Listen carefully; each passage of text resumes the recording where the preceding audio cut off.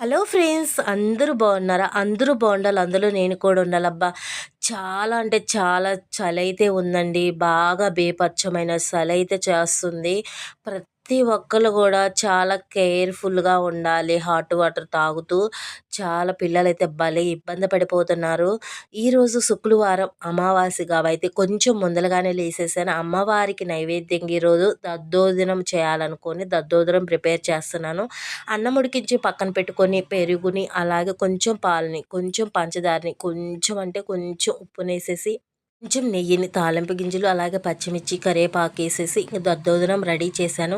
అమ్మవారి దగ్గర ఎర్ర గులాబీలు, అలాగే శంకు పూలు, జాజి పువ్వులు, అలాగే నిమ్మకాయలు కూడా పెట్టేశాను.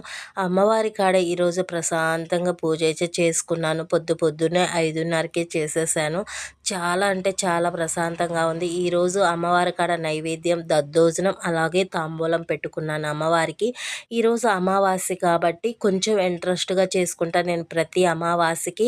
మరి మీరు కూడా బాగున్నారా? ఈరోజు అమావాస్య ఎలా జరుపుకున్నారు? ఓకేనా?